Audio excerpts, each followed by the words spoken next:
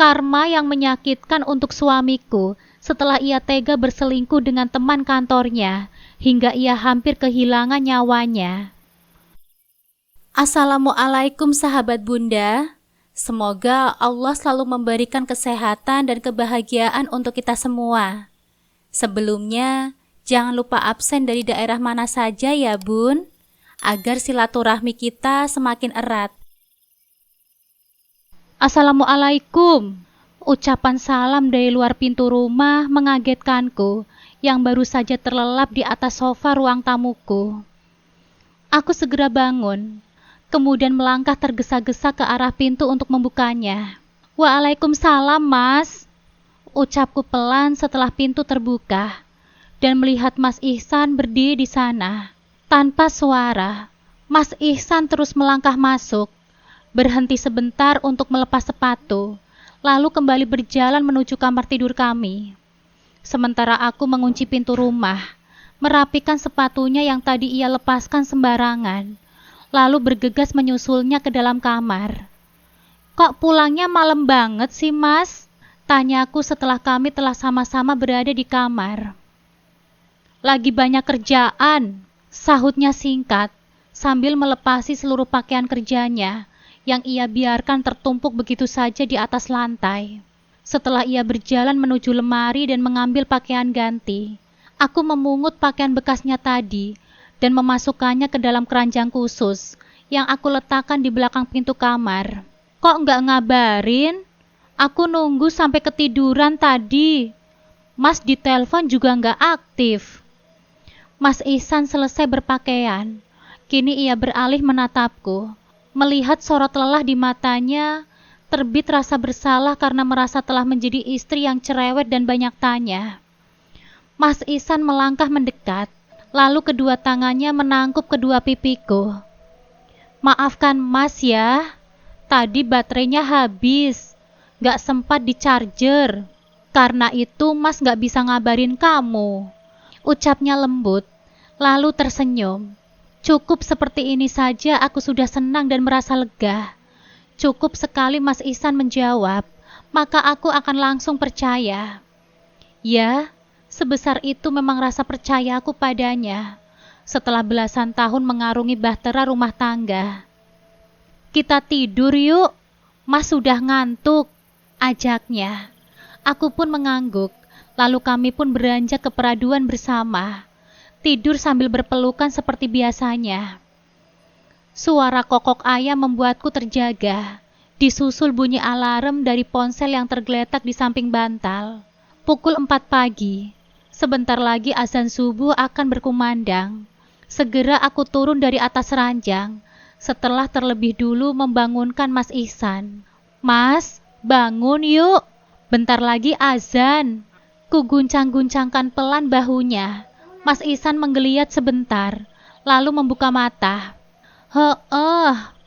Ucapnya, lalu menguap lebar.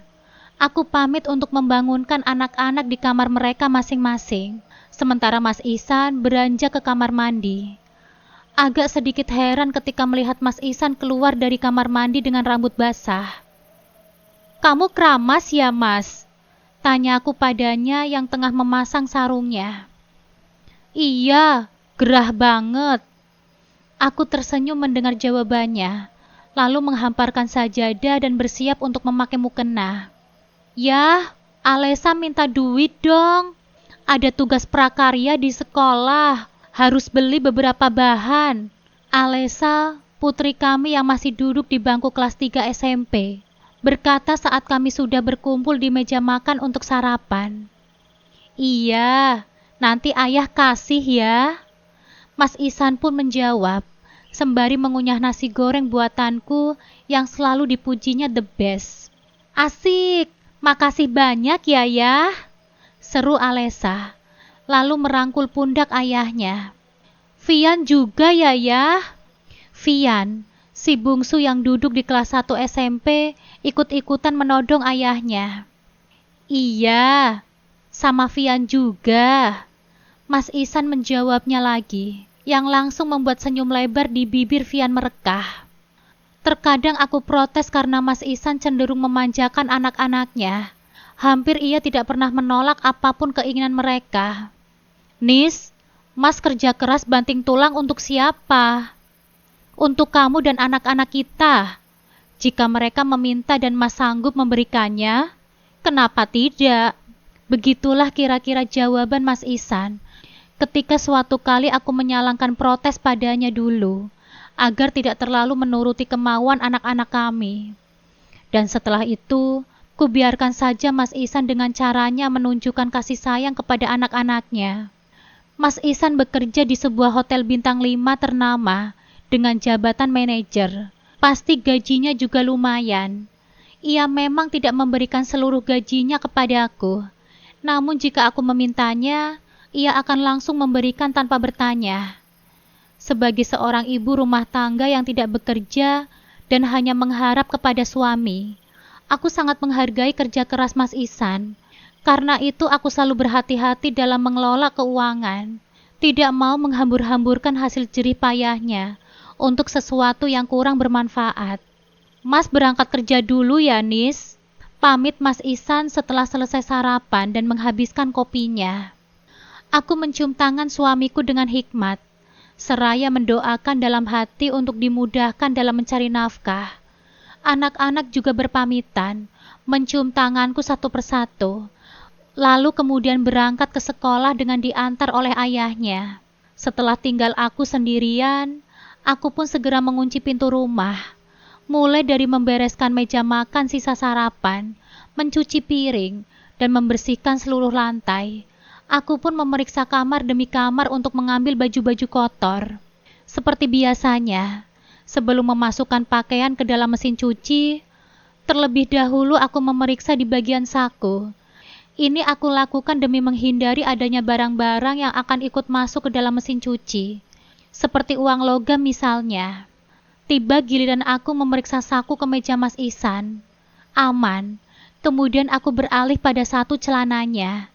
Di sisi tanganku, sesuatu yang rasanya seperti sebuah plastik. Sambil mengerutkan keningku, tanganku merogoh ke dalam untuk mengeluarkan isinya. Dan aku pun terpana ketika melihat benda apa yang kini berada di tanganku.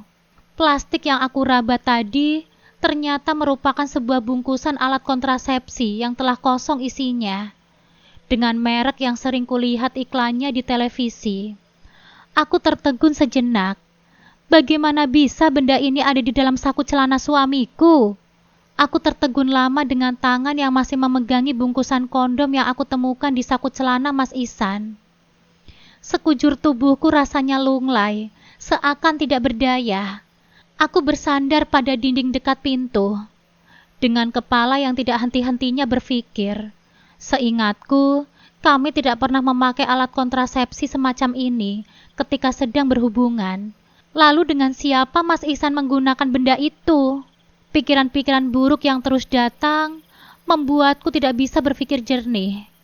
Hampir 18 tahun hidup kami bersama, dengan anak-anak yang sehat dan sempurna. Mungkinkah Mas Ihsan mendua? Bumi yang aku pijak seakan bergoyang ketika aku memikirkan kemungkinan Mas Ihsan telah berkhianat. Untuk menenangkan diriku, aku putuskan beristirahat sejenak dari aktivitas. Melangkahkan kaki ke kamar. Aku merebahkan diri ini di ranjang. Tetapi tetap saja sama. Bungkusan kondom yang aku temukan tadi terus mengganggu pikiranku. Dengan tangan yang gemetar, aku meraih ponsel miliknya. Ku cari kontak Mas Ihsan, lalu menelponnya. Tapi yang menjawab telepon itu justru operator provider yang Mas Ihsan gunakan. Menandakan ponsel suamiku itu tidak aktif. Ya Allah, janganlah Engkau memberikan hamba cobaan di luar kesanggupan hamba. Ku remas pelan dada yang terhimpit sesak, sembari melantunkan sebaris doa, dengan harapan Dia akan mengijabah. Menjelang siang, hatiku mulai terasa sedikit tenang. Ku lanjutkan pekerjaan rumah yang tadi belum sempat aku kerjakan. Hari-hariku memang berjalan monoton. Setiap hari begini-begini saja. Bukan karena aku tidak mau bekerja, tapi Mas Ihsanlah yang melarangku untuk melakukan itu semua. Dengar ya, Nis, urusan nafkah Kamu tidak usah pikirin. Itu adalah tanggung jawabku sebagai suamimu. Kamu hanya cukup mendoakan saja, sambil merawat dan mendidik anak-anak kita. Ucap Mas Ihsan ketika aku meminta izin kembali bekerja setelah melahirkan Vian si bungsu. Sebagai seorang istri, tentu saja aku wajib menuruti perintah suamiku, selagi tidak bertentangan dengan ajaran agama. Sejak itu aku pun resmi menjadi ibu rumah tangga sejati. Dan alhamdulillah, Mas Ihsan yang waktu itu masih menjadi pegawai dengan status gaji yang rendah, perlahan-lahan mulai naik karirnya. Kami mulai menabung untuk membangun rumah impian, menabung untuk biaya pendidikan anak-anak, serta menabung untuk simpanan hari tua nanti. Aku merasa selama ini hidupku nyaris sempurna. Mas Ihsan suami yang baik dan bertanggung jawab. Tidak pernah ia membentak apalagi berkata kasar, baik kepadaku maupun kepada anak-anaknya. Kalaupun dia marah, ia akan menasehati dengan sedikit keras, atau paling parahnya, ia akan mendiamkanku untuk beberapa saat. Tidak sampai hitungan jam, kami sudah berbaikan lagi. Seolah tidak pernah ada pertengkaran yang terjadi. Aku sangat mencintai Mas Ihsan, bukan sekedar karena dia tampan dan mapan, tetapi karena kepribadiannya, caranya mencintai keluarganya, mencintai kami, anak dan istrinya. Bagiku, ialah suami yang sempurna. Kedua netraku terasa menghangat, air mataku mulai menggenang di pelupuk mata. Lalu bagaimana jika aku salah, mengira rumah tanggaku ini sempurna, padahal ternyata penuh dengan dusta. Waktu telah menunjukkan pukul 10 malam, namun masih belum ada tanda-tanda Mas Ihsan akan pulang. Bu, ibu nungguin ayah ya? Alesa muncul dari lorong yang terhubung ke kamarnya. Iya nak, kamu kok belum tidur? Aku balas bertanya kepada Alesa. Ini sudah mau tidur bu. Ibu gak nungguin ayah di kamar saja. Aku menggeleng untuk menjawab pertanyaan anak gadisku itu. Di sini gak banyak nyamuk bu. Alesa mengerutkan keningnya, namun hanya kubalas dengan senyuman. Kamu mau nemenin ibu nungguin ayah di sini? Enggak ah, Alesa mau tidur aja. Besok harus bangun pagi karena ada kegiatan ambil nilai mata pelajaran olahraga. Alesa menjawab sambil nyengir. Ya sudah, kamu tidur saja ya. Jangan lupa baca doa. Pesanku. Ya ampun ibu, kayak Alesa masih TK aja. Segala ngingetin baca doa lagi. Alesa menggerutu. Sebagai orang tua, ibu wajib mengingatkan anaknya. Balasku. Iya ibu, iya. Alesa masuk dulu ya bu. Aku pun mengangguk pelan, dan kemudian Alesa pun menghilang di balik pintu kamarnya yang kembali ditutup. Rasa kantuk mulai menyerangku, tapi sengaja aku tahan. Aku ingin menyambut suamiku pulang dan menanyakan tentang bungkusan kondom yang aku temukan di saku celananya. Beberapa kali kepalaku terkulai ke kanan dan ke kiri karena menahan kantuk, tapi semua aku tahan demi satu tekad. Malam ini juga, aku ingin semuanya jelas. Baru saja beranjak hendak ke dapur untuk membuat kopi. Tiba-tiba ponsel yang aku letakkan di atas meja berdering nyaring. Terpaksa aku berbalik lagi untuk melihat siapa yang menelpon. Mas Ihsan, ketika melihat nama suamiku di layar yang menyala. Halo mas, assalamualaikum, sambutku. Waalaikumsalam Nis, malam ini jangan tungguin mas pulang ya. Mungkin mas pulangnya dini hari, bisa jadi pagi hari. Terdengar suara Mas Ihsan dengan latar suara musik yang menghentak-hentak. Loh, ada apa mas? Memangnya mas sekarang lagi di mana? Cecarku. Sudah dulu ya Nis, mas lagi agak repot nih. Kamu tidurnya jangan kemalaman. Bye, love you. Belum sempat aku menjawab, Mas Ihsan sudah memutuskan sambungan teleponnya. Mas Ihsan menutup telepon bahkan sebelum ia menjawab pertanyaanku. Perasaan kian campur aduk, antara gemas, kesal, sedih dan marah. Semuanya berbaur dalam satu waktu, menciptakan sesak yang kembali memenuhi dadaku. Ya Allah, Mas, apa yang sebenarnya sedang kamu kerjakan di luar sana? Rintihku pilu dalam hati, sembari menjatuhkan diri ini di atas sofa yang tadi aku duduki. Aku menangis tanpa suara, rasa takut semakin menjadi-jadi, hingga membuatku tidak bisa berpikir jernih. Hingga larut malam, barulah aku beranjak ke kamar. Di atas bantal, kembali aku tumpahkan air mataku, sampai pada akhirnya aku jatuh terlelap. Terlelap sambil membawa rasa penasaran yang masih belum kudapatkan jawabannya. Malam bergulir berganti pagi.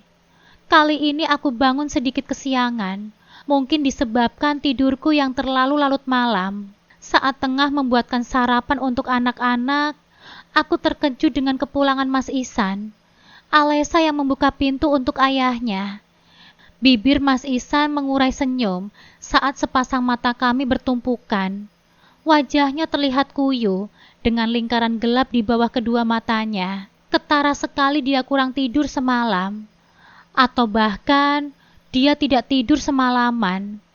Aku hanya menatapnya dengan ekspresi datar. Segudang pertanyaan yang tadi malam berjelajah di kepalaku. Mendadak tidak mampu aku ucapkan. Amarah yang semalam bersarang di dalam dadaku seakan menguap menjadi iba. Aku tidak tega melihat gurat lelah di wajahnya.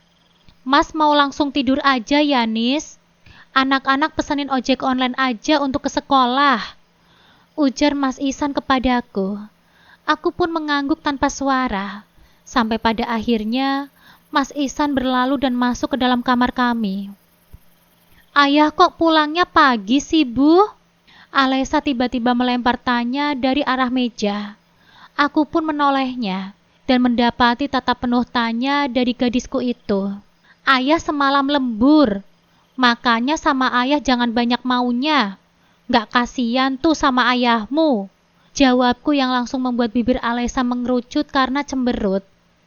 Ah, ibu ini, sungutnya. Selesai sarapan, Vian dan Alesa pun pamit untuk berangkat ke sekolah.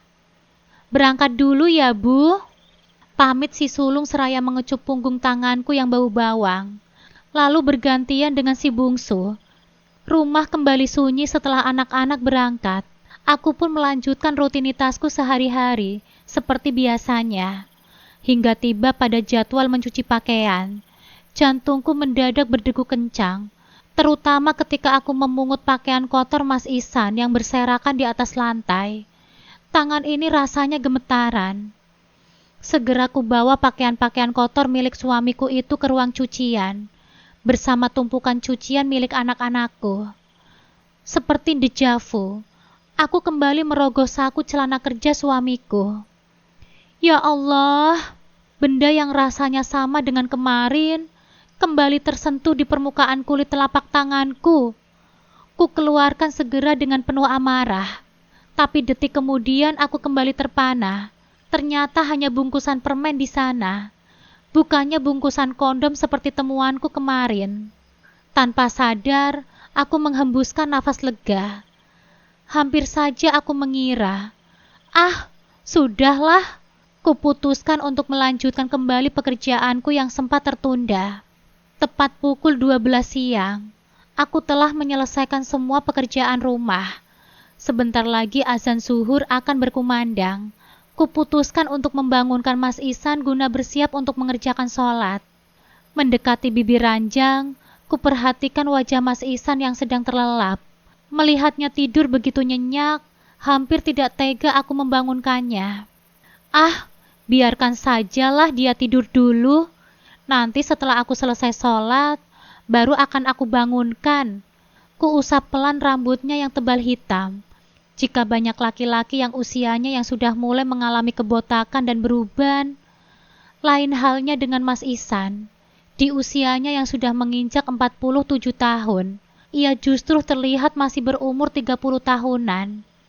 Rambutnya masih hitam lebat, alisnya tebal, hidungnya mancung, serta tubuhnya atletis. Takkan ada siapapun yang menyangka jika usianya sudah mendekati angka 50. Terkadang aku merasa minder dengan penampilan suamiku yang seperti itu. Aku merasa terlihat lebih tua dari Mas Ihsan, padahal aku baru menginjak awal 40 tahun. Kamu tetap cantik kok, Nis. Di mata Mas, kamu itu yang paling cantik, ucapnya kala itu sambil memelukku. Kami berdiri di depan cermin, dan aku mengeluhkan kerut-kerut halus di sekitar mataku. Mas Ihsan memang begitu. Setiap kata sanjungannya selalu membuatku merasa lebih baik. Aku memandanginya. Aku pun hendak beranjak untuk bersiap sholat. Tiba-tiba, mata itu terbuka. Aku dan Mas Ihsan saling bertatapan. Nis, panggilnya dengan suara serak khas orang baru bangun tidur. Maaf kalau aku mengganggu tidurmu, Mas. Tadinya aku mau membangunkan Mas Ihsan, karena sebentar lagi azan zuhur, ujarku. Mas Ihsan menguap sebentar, kemudian bangkit dari posisi rebahnya. Ia menguap, lalu mengacak-ngacak rambutnya sendiri pelan. Mas mau cuci muka dulu, katanya. Sebelum berlalu keluar, aku sendiri langsung merapikan kasur dan menumpuk rapi bantal-bantal serta guling dekat kepala ranjang. Saat hendak keluar, aku dikejutkan oleh deringan nyaring yang berasal dari ponsel Mas Ihsan di atas meja. Sebelumnya aku tidak pernah mengutak-ngatik benda yang menjadi privasi suamiku itu. Jangankan untuk mengecek isinya, menyentuhnya saja pun hampir tidak pernah, kecuali jika aku meminjamnya ketika ponselku sendiri kehabisan pulsa. Kuraih ponsel Mas Ihsan yang masih mengeluarkan suara nada panggilan tersebut dengan perasaan ragu-ragu. Terpampang di layar nama seorang perempuan, Marisa. Memandangi nama seorang perempuan yang tertera sebagai penelpon di layar HP Mas Ihsan, aku hanya bisa tertegun bingung. Aku harus apa? Harus aku apakan panggilan telepon ini? Ku biarkan saja kah? Atau aku angkat saja? Tapi belum sempat aku mengambil keputusan, panggilan tersebut sudah keburu mati. Layar ponsel Mas Ihsan berubah menjadi gelap lagi. Menengok keluar ke arah pintu, aku merasa was-was jika Mas Ihsan keburu kembali dari kamar mandi dan mendapatiku sedang memegang ponselnya. Sebagai istri yang tidak pernah mengutak-ngatik privasi suamiku, rasanya janggal sekali jika aku ingin sesekali memeriksa isi ponsel suamiku. Meskipun dorongan untuk melakukannya terasa sangat kuat. Dan oleh dorongan kuat tersebutlah, akhirnya aku memberanikan diri untuk membuka kunci layar ponsel Mas Ihsan, yang kami berdua sama-sama mengetahui passwordnya. Dengan memasukkan angka tanggal lahir Alesa putri sulungku, layar ponsel Mas Ihsan seketika terbuka, sembari meletakkan bokong di tepi ranjang. Aku mulai menjelajahi ponsel suamiku, menyelusuri setiap aplikasi sosmed yang terpampang di dalamnya. Mulai dari aplikasi berwarna biru hingga hijau, pandanganku terhenti pada aplikasi WhatsApp miliknya.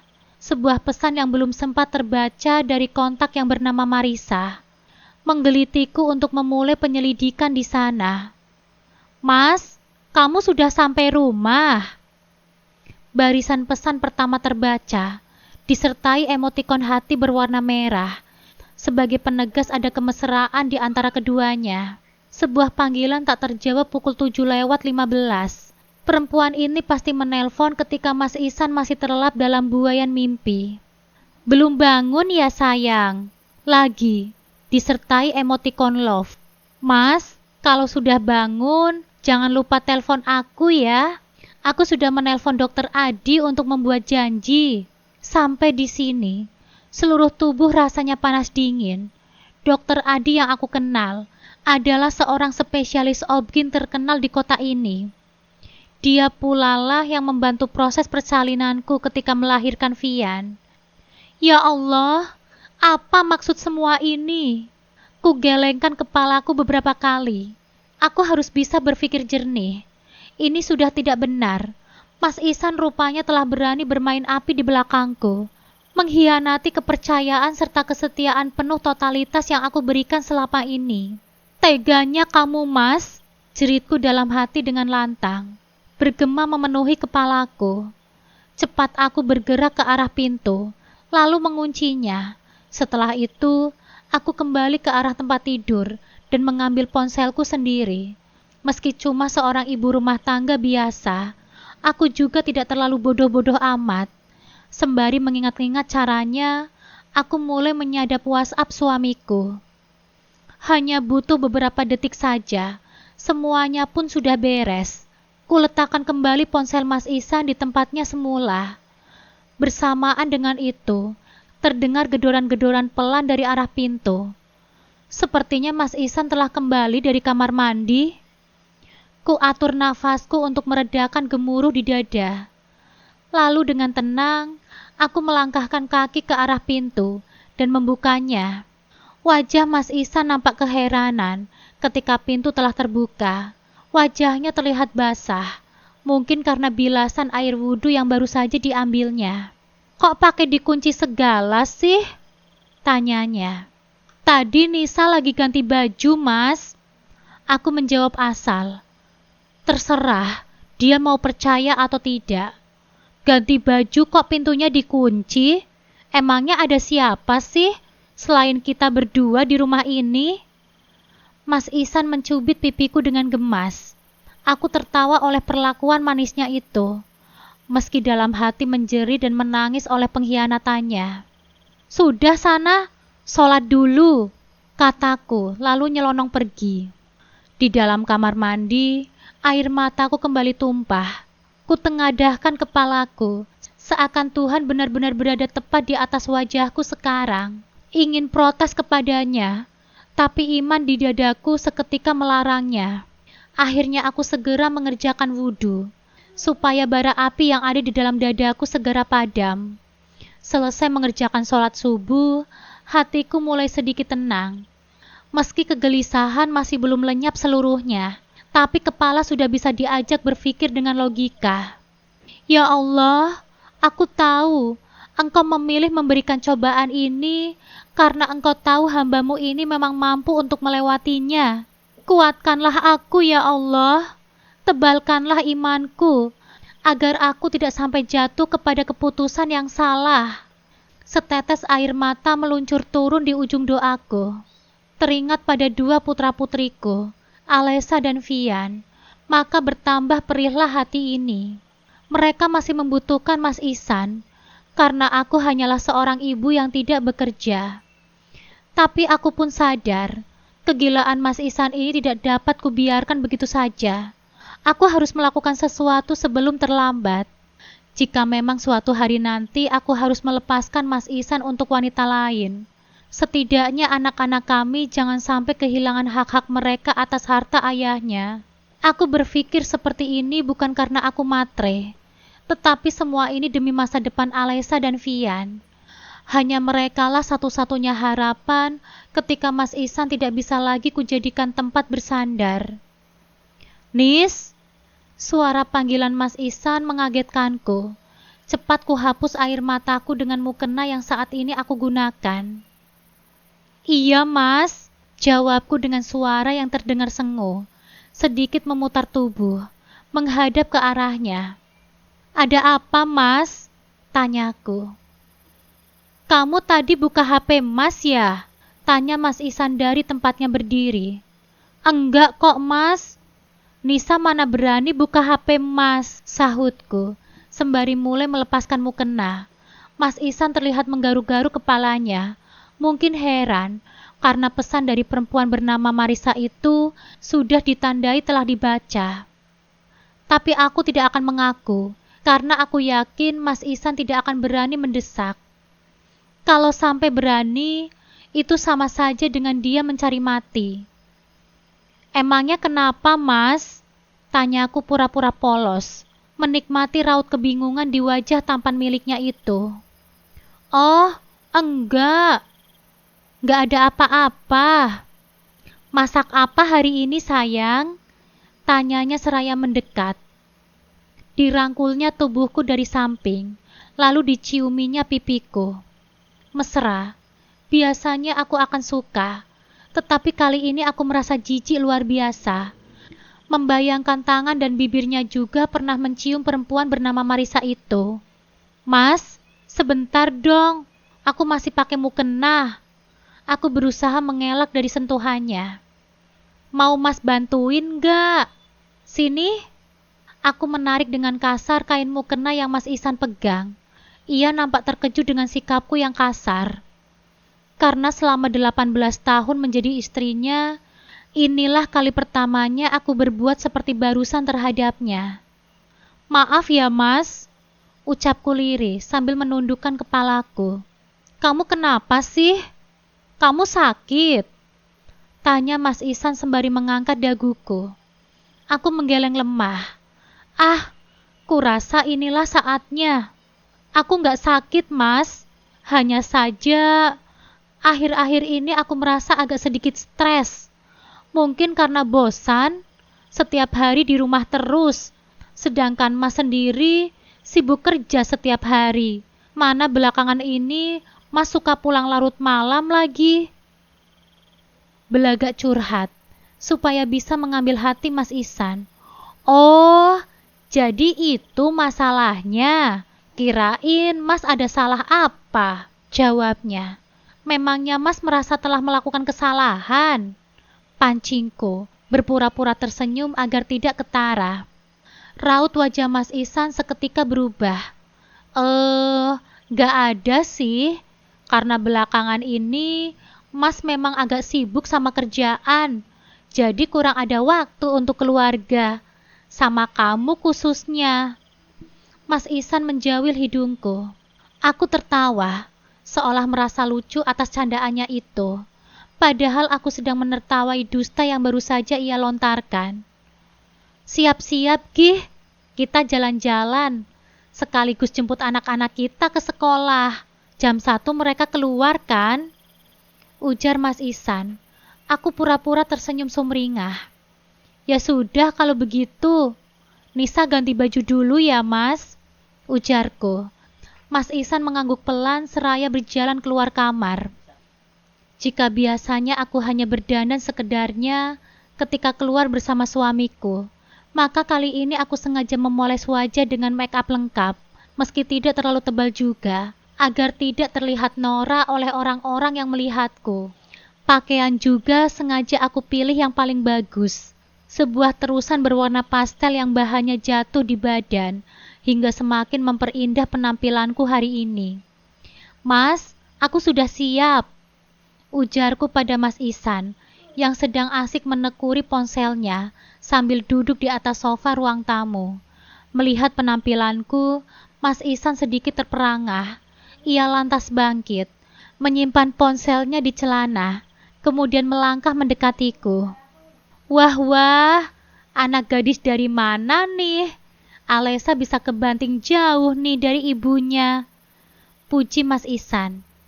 Ah, andai saja tidak ada perempuan yang bernama Marisa di tengah-tengah kita, pasti sanjunganmu barusan itu sudah membuat diri ini melayang saking senangnya.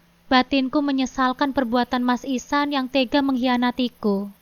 Bisa aja deh gombalannya, ujarku, pura-pura tersipu.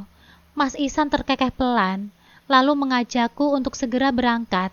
Mas Ihsan hanya menggunakan kaos putih polos dan celana jeans panjang yang warnanya sudah sedikit usang karena sering dicuci. Bukan dia tidak punya celana yang lain, hanya saja celana ini adalah celana favoritnya. Entah ada histori apa di balik celana itu, sehingga ia begitu menyukainya. Dan dengan penampilan ala kadarnya seperti itu saja, suamiku itu sudah nampak parlente. Apapun yang dipakainya selalu terlihat pas. Tubuh tinggi dan atletisnya adalah penunjang utama penampilannya. Sedangkan aku selalu terlihat ala kadarnya, meski telah berusaha. Kami memang sekontras itu. Yuk kita pergi sekarang, takut entar anak-anak keburu pulang. Kan mereka nggak tahu kalau kita jemput, ujar Mas Ihsan sambil meraih kunci mobilnya, yang tersimpan di dalam laci buffet di ruang tamu. Iya, Mas duluan aja ke mobil. Aku mau ngunci pintu rumah dulu, sahutku. Mas Ihsan pun segera masuk ke dalam mobil dan menyalakan mesinnya. Setelah memastikan semuanya aman, Aku pun buru-buru menyusul suamiku masuk ke dalam mobil. Duduk di sebelah Mas Ihsan yang sedang fokus mengemudi, menjadi kesempatan buatku untuk mengecek ponselku sendiri, yang mana aku telah menyadap WhatsApp suamiku tadi siang. Dengan dada yang berdebar, kusentuh aplikasi berwarna hijau tersebut dengan ujung jariku. Kontak dengan nama Marisa ada di posisi paling atas. Tanda kalau orang yang terakhir kali dengan suamiku di aplikasi WhatsApp adalah perempuan tersebut. Maaf, Mas tadi ketiduran dan buru-buru bangun. Sebaris pesan dari Mas Ihsan kepada perempuan itu. Pantesan aku dicuekin. Pasti kecapean gara-gara semalam ya, Mas. Balas si Marisa. Iya, kapok Mas. Gak maulah kesana lagi.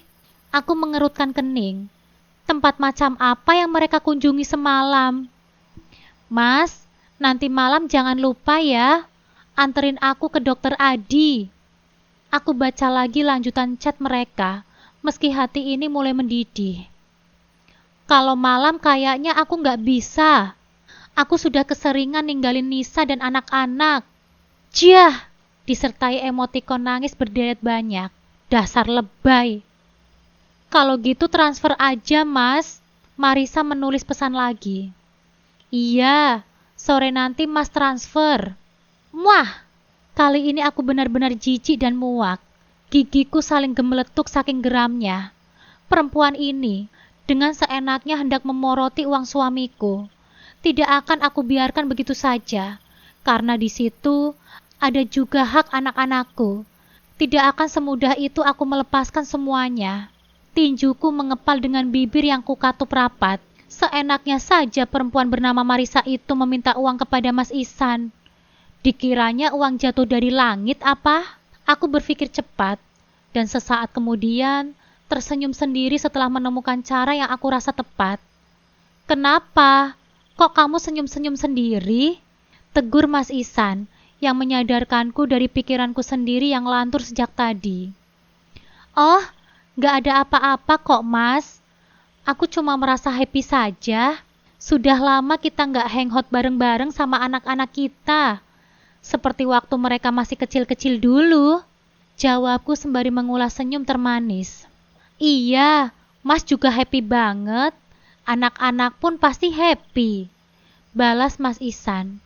Bibirnya yang kerap berdusta itu juga turut melantunkan senyuman. Kita mau makan di luar kan, Mas? Tanya aku kemudian. Iya dong. Kamu mau makan di mana?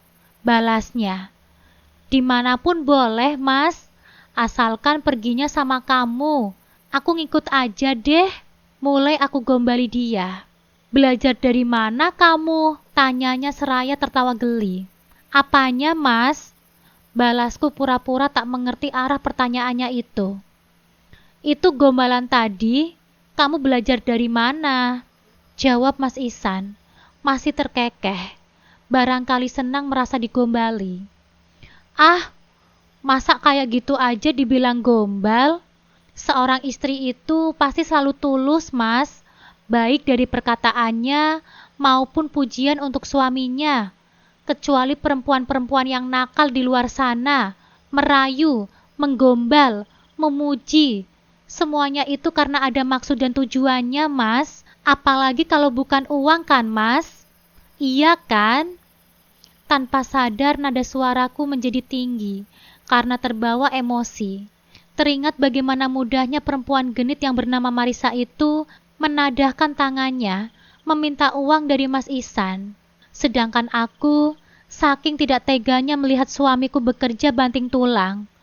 Jarang sekali meminta uang di luar keperluan belanja dapur. Kalaupun meminta, itu karena memang benar-benar ada yang harus dibeli dan sangat mendesak. Tapi kali ini tidak lagi. Enak saja perempuan itu. Segala keperluan suami aku yang melayaninya.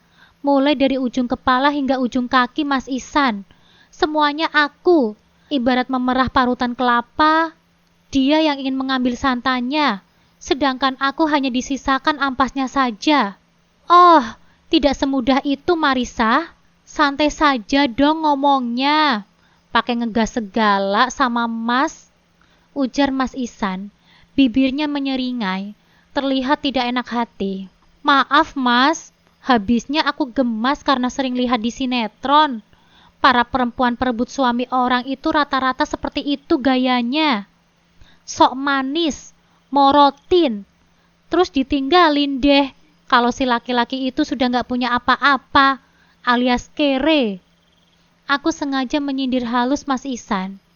Yah, dasar emak-emak, korban sinetron semua rata-rata, ujar Mas Ihsan sambil geleng-geleng kepala.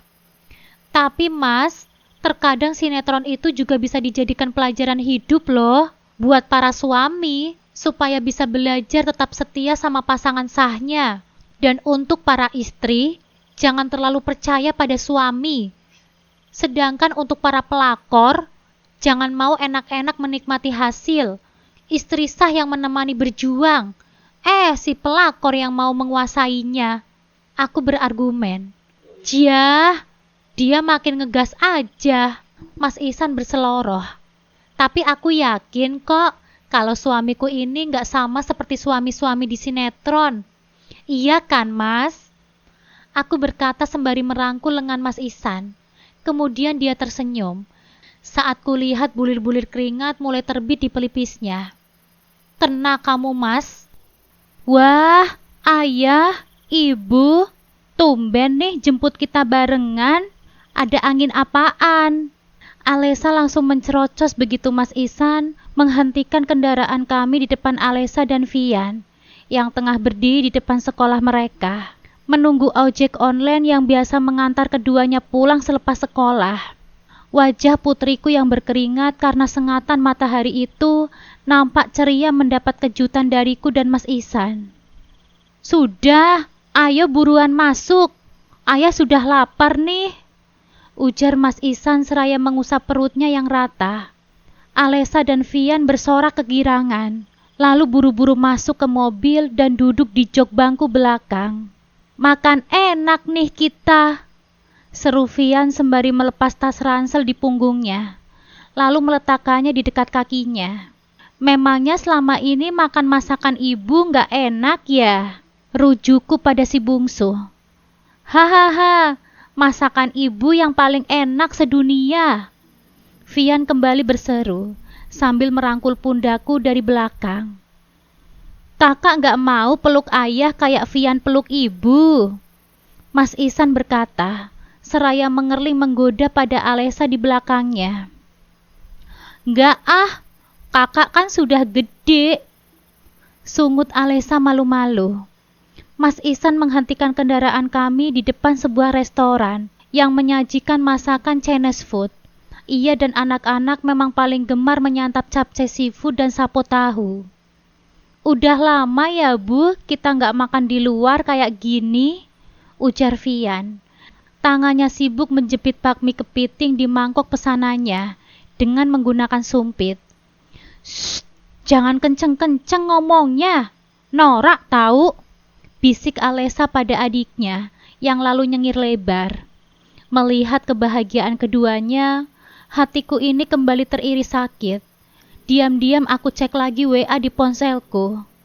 Ingin tahu apakah si sundel bolong itu masih mengirim pesan pada Mas Ihsan. Dan ternyata dugaanku benar. Beberapa pesan masuk. Juga ada 2 kali panggilan tak terjawab.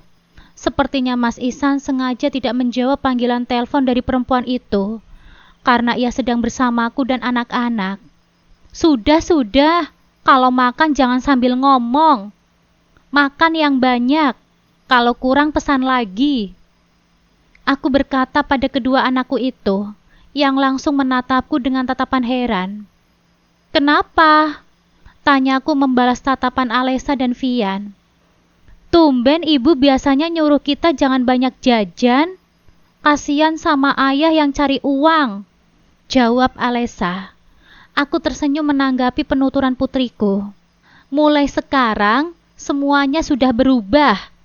Ayah mencari uang untuk kita, jadi kita wajib untuk membelanjakannya. Jangan sampai ada orang lain yang menghabiskannya, dan kita tidak mendapatkan apa-apa. Mas Ihsan di sebelahku langsung terbatuk. Aku pura-pura kaget, lalu buru-buru menyodorkan segelas air putih kepadanya. Pelan-pelan dong ya makannya, ujarku sambil mengusap-ngusap punggungnya. Padahal aku sangat paham apa yang membuat Mas Ihsan sampai tersedak seperti itu. Tentu karena ucapanku yang menyindirnya secara halus barusan. Ini bukanlah apa-apa, Mas. Rasa sakit di lehermu akibat tersedak itu sungguh tidak ada seujung kukunya dengan luka yang kau torehkan di sini, di dadaku ini. Aku tahu dan sepenuhnya sadar bahwa ucapanku pada Alesa dan Vian tadi pun tidak bisa dibilang pantas. Mereka masih terlalu kecil untuk mengerti permasalahan orang dewasa. Dalam hal ini, orang tuanya. Aku pun memang tidak patut melibatkan keduanya untuk menyerang Mas Ihsan secara psikologis. Tadi aku terlalu mengikuti emosi dan hawa nafsu. Setelah membaca chat terakhir Marisa untuk Mas Ihsan, darahku rasanya mendidih seketika. Setelah batuk Mas Ihsan reda, kami pun melanjutkan makan seperti biasa. Hening kali ini, hanya sesekali Alesa dan Vian bersuara, meminta nambah menu ini dan itu. Aku yang biasanya memang mengajarkan hidup hemat pada mereka, kali ini menuruti apa kemauan mereka dengan sukacita. Memang tidak seperti aku yang biasa. Dan aku sadar, beberapa kali Mas Ihsan melirik ke arahku dengan tatapan curiga. Selesai makan dan anak-anak terlihat kenyang dengan senyum kepuasan di bibir mereka, aku mengajak Mas Ihsan untuk melanjutkan acara jalan-jalan kami ke sebuah mall. Lagi, suamiku menatapku keheranan, tapi ia tidak berani untuk bertanya, dan hanya menuruti semua kehendakku saja. Yeay, kita ke mall! Vian berseru kegirangan. Begitu pula dengan Alesa. Emangnya ada barang yang kamu mau beli di mall? Kok seneng banget? Ngalahin senengnya ibu? Aku berkata sembari melirik Vian dari arah kaca spion yang berada di atas kepalaku. Hehehe, ada sih bu, tapi ibu pasti nggak ngebolehin. Vian menjawab sambil mesem. Kamu mau beli apa emangnya? Mas Ihsan urun bertanya kepada si bungsu. Sejenak, Vian nampak ragu-ragu mengutarakan keinginannya. Bilang saja Vian, ibu bolehin kok. Selama itu tidak membuat pelajaranmu terganggu di sekolah. Tukasku, kulihat kedua bahu Vian terkulai. Aku tersenyum dalam diam. Ya, meskipun aku ingin membalas Mas Ihsan, tapi aku tidak ingin merusak anak-anakku dengan membelikan mereka barang-barang yang hanya akan membuat mereka lupa belajar. Aku masih tetap dengan prinsipku. Sesampainya di mall, kami mulai mengitari dan melihat-lihat seisi mall. Kubelikan beberapa pasang baju dan celana untuk Alesa dan Vian. Biasanya aku akan memilih yang berlogo diskon atau buy one get one. Tapi tidak kali ini. Bahkan yang new arrival dengan harga yang lumayan pun aku babat. Aku juga membeli beberapa setel pakaian untukku sendiri. Di saat membayar belanjaan kami di kasir, kuperhatikan mata Mas Ihsan sempat membelalak ketika melihat nominal tagihan belanjaan kami. Hampir 2 juta rupiah semuanya. Aku tersenyum puas ketika petugas kasir menggesekkan kartu debit Mas Ihsan pada mesin edisi. Wajah suamiku itu terlihat resah ketika kami kembali berjalan-jalan di sekitar toko perhiasan. Tiba-tiba aku kembali mendapatkan sebuah ide. Tanpa banyak bicara, aku ajak Mas Ihsan untuk masuk ke salah satu toko perhiasan. Ia hendak membuka mulutnya, tapi lalu tidak jadi saat aku setengah menyeret lengannya untuk mengikuti langkahku. Sementara Alesa dan Vian hanya mengekor di belakang. Selamat siang ibu, ada yang bisa kami bantu? Sambut karyawan toko dengan ramah sambil tersenyum ke arah kami. Selamat siang juga mbak, saya mau lihat-lihat koleksi gelang dan cincin. Jawabku dengan senyuman yang tidak kalah ramah. Kurasakan tubuh Mas Ihsan menegang. Pasti hari ini ia syok luar biasa. Oh begitu, mari ikut saya bu. Karyawan toko yang super ramah itu menggiring kami menuju sebuah etalase yang memajang koleksi gelang serta cincin yang mereka jual. Maafkan aku ya, Mas. Aku terpaksa begini karena tidak rela jika ada orang lain yang enak-enakan duduk sambil menikmati hasil jerih payahmu. Sementara akulah yang selama ini bersamamu berjuang dari nol. Aku membatin kala melihat paras pucat wajah suamiku. Yang ini bagus nggak, Mas? Tunjukku pada sebuah gelang emas putih berukuran besar yang baru saja dikeluarkan oleh si karyawan toko yang melayani kami. Bagus, jawab Mas Ihsan setengah hati. Yang ini beratnya berapa gram ya, Mbak? Tanya aku pada si karyawan. Yang ini beratnya 26 gram, Bu. Ini model terbaru loh. Cuma datang satu item aja di toko kami. Jawabnya ramah. Wow, 26 gram? Aku meringis dalam hati, membayangkan berapa kira-kira uang Mas Ihsan yang harus aku kuras untuk membelikanku benda itu. Oke deh, Mbak, saya bungkus yang ini ya. Aku berujar dengan nada mantap. Si karyawan toko itu tersenyum semakin lebar. Sementara Mas Ihsan, aku lihat nyaris kejang. Tidak apa-apa kan, Mas, aku minta beliin gelang. Membeli perhiasan itu seperti kita sedang menabung loh, Mas. Kalau mendesak, bisa dijual sewaktu-waktu. Ku hadiahi Mas Ihsan dengan senyuman termanis ketika perlahan kepalanya mengangguk terpaksa. Setelah puas berbelanja dan menghabiskan sebagian besar uang Mas Ihsan, kami kembali ke rumah. Sepanjang perjalanan pulang, aku terus memantau ponselku yang sudah tersambung dengan WhatsApp Mas Ihsan. Rentetan pesan dari Marisa terus bermunculan, penuh dengan nada marah dan tuntutan. Ia kesal karena Mas Ihsan tidak kunjung membalas pesannya. Aku hanya tersenyum tipis. Biarkan saja dia merasakan sedikit dari apa yang aku rasakan. Aku tahu Mas Ihsan sengaja mengabaikannya karena sedang bersamaku dan anak-anak. Setibanya kami di rumah, Mas Ihsan langsung bergegas ke kamar. Ia mengambil kunci mobil dan dompetnya. Nis, Mas pergi dulu ya. Ada pekerjaan yang harus diselesaikan, ucapnya sambil tergesa-gesa. Aku hanya mengangguk tanpa suara. Hatiku sudah terlalu beku untuk merasakan apa-apa lagi.